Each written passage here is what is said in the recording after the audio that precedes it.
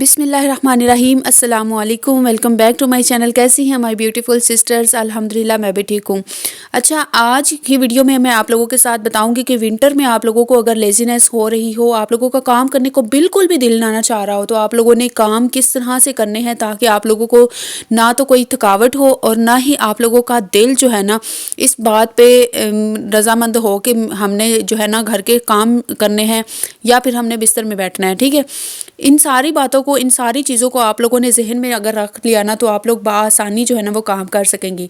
सबसे पहला काम जो आप लोगों ने ये करना होता है ना कि आप लोगों ने अपने दिल को एग्री करना होता है इस बात के ऊपर, अपने दिमाग को ये सोचना होता है आप लोगों ने कि अपना घर अगर जब हम नीट एंड क्लीन रखेंगे तो कितना प्यारा लगेगा।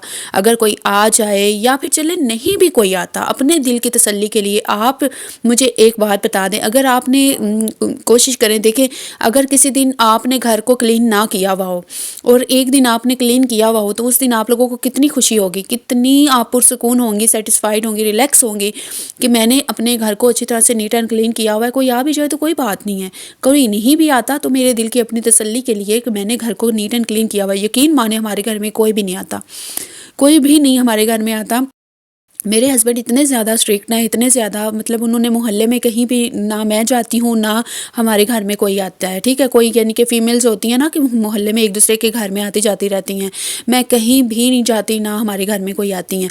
लेकिन फिर भी मैं अपनी तसल्ली के लिए, अपने दिल को मनाने के लिए मैं घर को साफ़ रखती हूँ। तो आप लोगों ने अपने लिए घर को साफ़ रखना है, दूसरों को दिखाने के लिए नहीं। कुछ घराने ऐसे होते हैं ना जहाँ पे कोई आना जाना बहुत ज़्यादा होता है, लोगों का मेहमान आते जाते हैं, या फिर कहीं पे ख़वातीन होती है ना, हमसाई कभी आ गई या फिर कोई फ्रेंड बन गई मोहल्ले में, तो वो आ गई रोज़ या कभी कभार। तो हमारे घर में ऐसा नहीं होता। हमारा यानी कि मेरे हस्बैंड ने मुझे पहले दिन ही बता दिया था कि ना तो किसी हमसाई के घर जाना है और ना ही कोई हमारे घर में आए। ठीक है, उसी चीज़ को मैं फ़ॉलो कर रही हूँ, आज 3 साल हो गए हैं और जो है इसी उनके बताए हुए रूल्स जो है ना उन्हीं को फ़ॉलो करके मैं आराम से रह रही हूँ। लेकिन मैं घर की सफाई जो है ना डेली बेस पे करती हूँ। आपको व्लॉग्स में नज़र भी आता है कि मैं हमेशा घर को नीट एंड क्लीन रखती हूँ, ऑर्गेनाइज रखती हूँ, हमेशा घर को साफ़ सुथरा रखती हूँ। घर को जब हम नीट एंड क्लीन रखते हैं ना, तो तब एक अजीब सी मतलब कि सुकून सा और रिलैक्सेशन होती है, माइंड सेटिस्फाइड होता है कि हमने अपने घर को अपने लिए साफ़ किया हुआ है। ठीक है, अगर कोई आ जाता है अचानक तो फिर ज़ाहिर बात है खुशी भी होती है कि हमने तो किया हुआ था साफ़ अपने लिए, लेकिन चलो गेस्ट भी आ गया तो अच्छा इंप्रेशन पड़ गया है। ठीक है, तो ये चीज़ आप लोगों ने अपने ज़हन को मनाना है, अपने दिल को मनाना है कि आप लोगों ने घर जो है ना अपने लिए साफ़ करना है, किसी और के लिए नहीं। और दूसरी चीज़ ये कि अगर आप लोगों के घर में, घर छोटा है ना, तो आप लोगों ने जो बिस्तर है ना वो सिर्फ़ और सिर्फ ज़रूरत के ही लगाने हैं। अक्सर हम लोग जो फ़िज़ूल जो बिस्तर है ना वो निकाल के रख लेते हैं। आप देखें, मुझे जितनी ज़रूरत होती है ना उतने ही सिर्फ मैंने बिस्तर लगाए हुए हैं। एक मेरी बेटी के लिए है, एक मेरा है और एक मेरे हस्बैंड का बिस्तर है। और जो ब्लैंकेट्स हैं हमारे, वो भी सबका एक-एक है, वो मैंने लगाए हुए हैं। इससे ज़्यादा एक्स्ट्रा जो होते हैं ना बिस्तर, वो मैंने नहीं लगाए हुए। तो आप लोगों ने भी कोशिश ये करनी है कि आप लोगों ने एक्स्ट्रा चीज़ें जो है ना घर के कमरे के अंदर नहीं सजानी। और अगर कोई स्टोर है ना तो उधर सारे बिस्तर जो है ना एक्स्ट्रा वो रख लें, अगर कोई मेहमान वगैरह आ जाते हैं तो उनके लिए इस्तेमाल करने के लिए। लेकिन हमारे घर में मैंने आपको बताया कोई भी नहीं आता, तो इसलिए मुझे इस्तेमाल करने के लिए ना तो स्टोर में रखने पड़ते हैं और ना ही मुझे वैसे ही सामने सजा के रखने पड़ते हैं। जितने ही हमारे इस्तेमाल में आते हैं ना वही सब हमने करने होते हैं। और नंबर 3 पॉइंट ये है कि आप लोगों ने कोशिश ये करनी है कि घर का वो एरिया जो कि मेन एंट्रेंस पे हो, जो कि सामने नज़र आता हो, वो आप लोगों ने सबसे पहले नीट एंड क्लीन करना है। यहाँ पे देखिए, हमारे घर में जैसे ही एंटर होते जाए ना, सबसे पहले ये वाला कॉर्नर नज़र आता है, ये जो चारपाई मैंने बिछाई हुई है।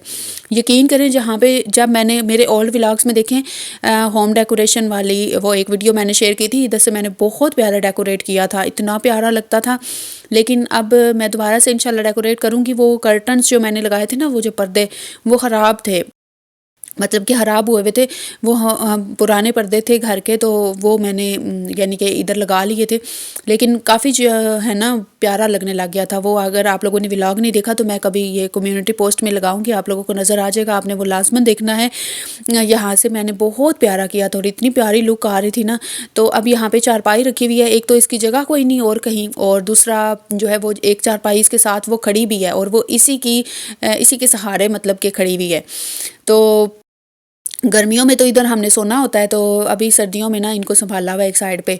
तो इस एंट्रेंस को आप लोगों ने, अगर आपके घर में भी कोई ऐसी जगह है जहाँ पे आप लोगों के मेन एंट्रेंस पे कोई चारपाई या सोफ़ा कम बेड या फिर कोई सोफ़ा कुछ भी ऐसा पड़ा हुआ है ना, तो आप लोगों ने उसको सबसे पहले नीट एंड क्लीन करना है। चादर को डेली जो है ना वो अच्छी तरह से झाड़ के उसको नीट एंड क्लीन करके उसको ऑर्गेनाइज़ करना है। और फिर इसके बाद यहाँ पे अगर कोई आ भी जाता है ना, तो आप लोगों का इंप्रेशन बहुत ज़्यादा अच्छा जाएगा। और दूसरा नंबर 4 पॉइंट ये है कि आप लोगों ने जितने भी घर के जो सामने सामने चीज़ें हैं ना, उनको कोशिश करें कि नीट एंड क्लीन करके रखें।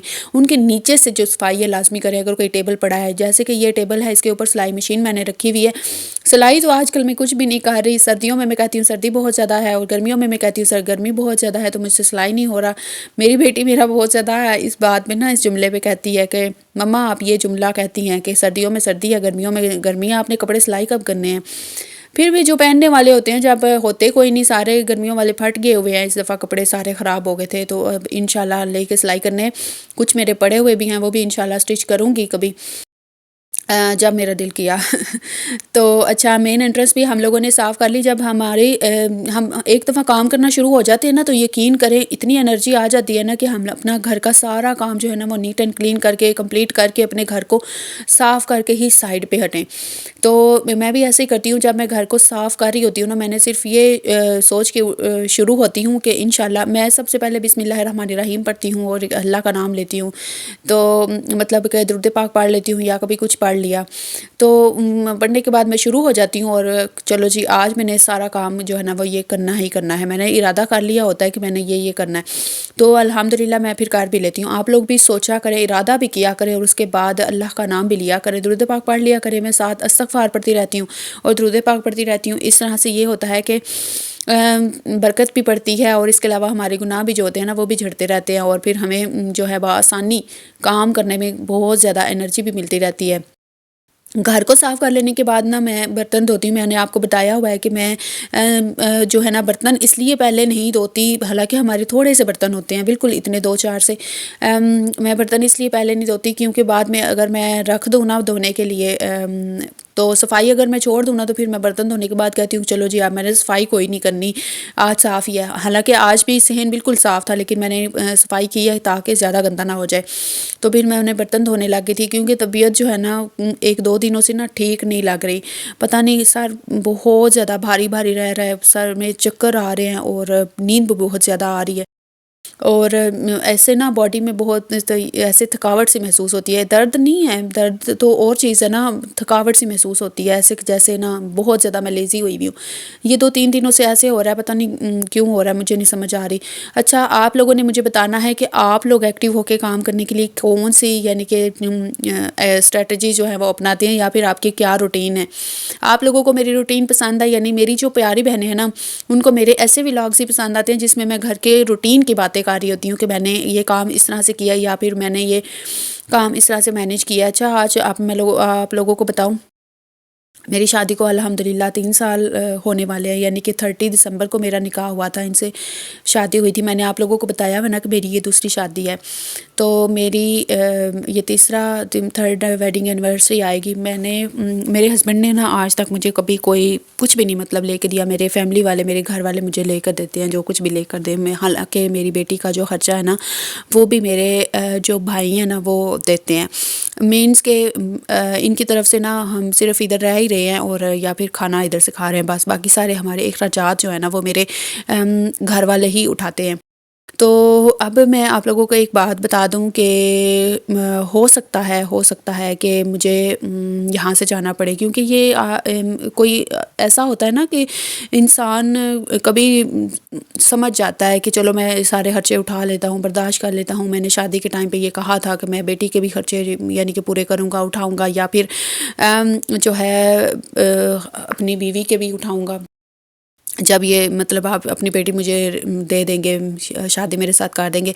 तो लेकिन शादी के फ़ौरन बाद ये जो है ना वो मुकर गए थे। तो इसलिए अब मैं यानी कि सोच रही हूँ कि पता नहीं मुझे, हालाँकि इवन कि मेरी जो एक भाभी है ना उन्होंने मुझे कह दिया है, जो मुझे यानी कि जो भाई मुझे खर्चा देते हैं उनकी वाइफ़ ने मुझे कहा है कि आप यहाँ से ना जितनी जल्दी हो सके ना इस आदमी को ना छोड़ दो, ये ठीक नहीं है।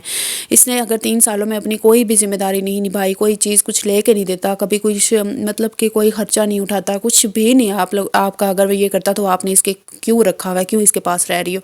इसको छोड़ दो और अपना खुद यानी कि इतनी ज़्यादा एजुकेटेड हो कि अगर तुम खुद अकेली भी कहीं पे रेंट पे घर लेके भी रहो ना, और या फिर अपनी बेटी का ख़र्चा भी खुद तुमने उठाना हो तो तुम बआसानी जो है ना वो उठा सकती हो। और सच बात भी है, अल्हम्दुलिल्लाह मैं इनसे शादी करने से पहले भी मैं जॉब करती थी, अपनी अर्निंग कर रही थी अपनी बेटी का, और अपना सारा ख़र्चा मैंने खुद बर्दाश्त किया हुआ था।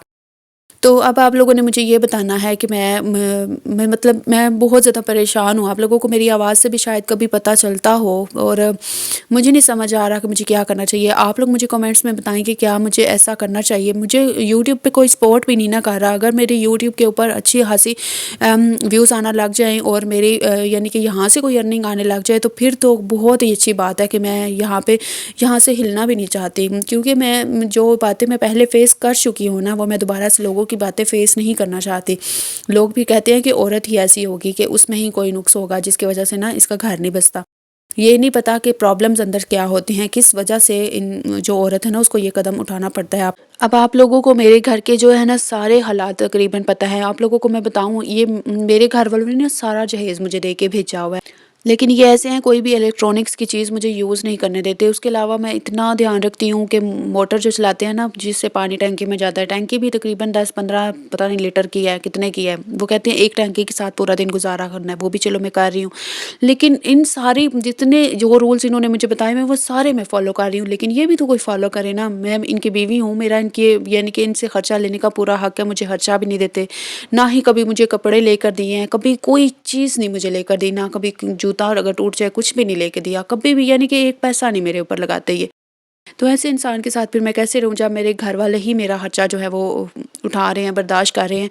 तो फिर मुझे क्या करना चाहिए, मुझे कोई समझ नहीं आ रही। मैं इतनी ज़्यादा परेशान हूँ, हालाँकि मुझे अब घर वालों की तरफ से भी ये कोई नहीं है कि आप यहाँ पे ही रहो, यहाँ पे ही गुज़ारा करना है। लेकिन ये है कि वो अब जो भाई हैं ना अपनी उनकी वाइफ़्स हैं, उनके बच्चे हैं, उनके बच्चे बड़े हो गए हुए हैं। ज़ाहिर-सी बात है फिर उनके साथ तो मैं जाके नहीं रह सकती। मेरी भी बेटी है, बड़ी है, उनके सबके यानी कि अपने बच्चे हैं, तो अपना सबका हिसाब-किताब होता है। मैं ये सोच रही हूँ मैं क्या करूँ? मुझे आप लोग अपने सजेशंस में बताएँ कि क्या मुझे करना चाहिए? क्या स्टेप लेना चाहिए?